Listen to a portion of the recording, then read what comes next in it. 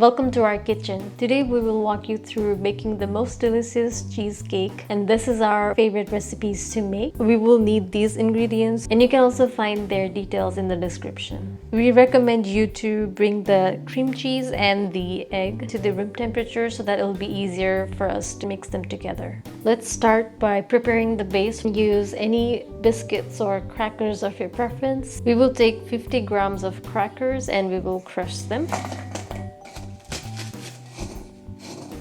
You don't have to crush them to a fine powder, but make sure that you're crushing them enough so that they can mix with the butter. Add the melted butter to the crushed crackers. Now we mix them together. Alright, you can see that now they're mixed well. We can move to the next step. We will bake the cheesecake in the 6-inch pan today. I have a parchment paper with me. I will try to measure this as best as I can. So what I'm going to do is I'm just going to push it to the bottom and I'll try to create an indent around it. You can see that there's an indent here for us and I'm going to cut around this. It doesn't have to be perfect, you just make sure that it's going to fit inside the pan. Butter the pan so that the parchment paper can stick to it. Place the parchment paper to the bottom, all set. Next, we will take the crackers and add it to the pan. Press the crackers to the bottom and you don't have to apply too much pressure to these crackers. Just make sure that it's spread out evenly. Looks good. Let's put it aside and start with our batter.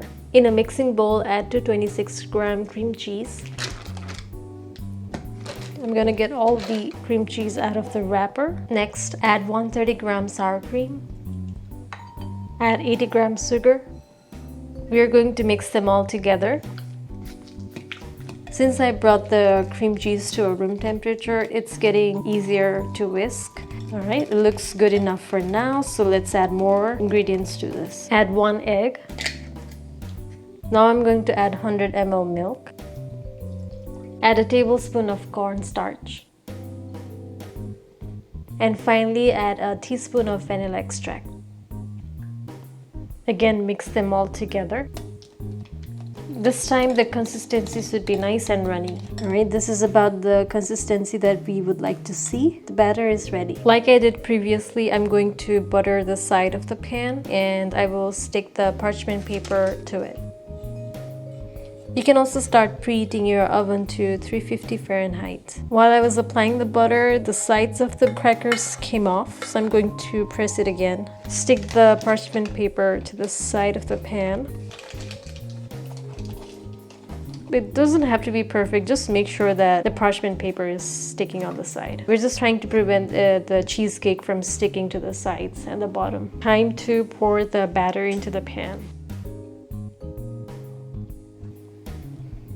Make sure to scrape all of your batter from the bowl. I'm going to tap it gently to let all those air bubbles out.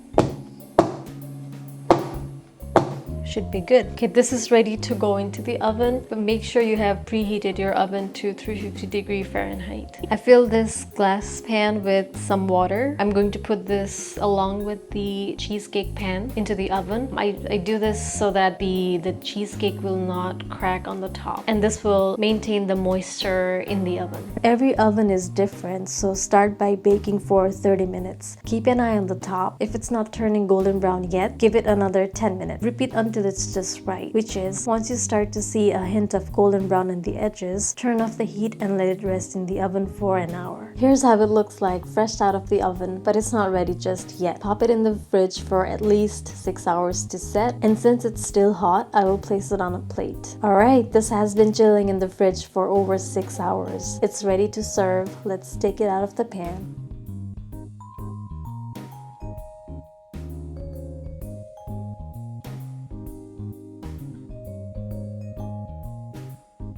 The top and side of the cake have turned a beautiful golden brown color. Look at that! A smooth, creamy feeling and a buttery crust. The moment we've all been waiting for. Let's dig in. If you like the recipe, please don't forget to like, share and subscribe. Let us know how it turned out for you in the comments. We'll see you again soon. Until then, please take care.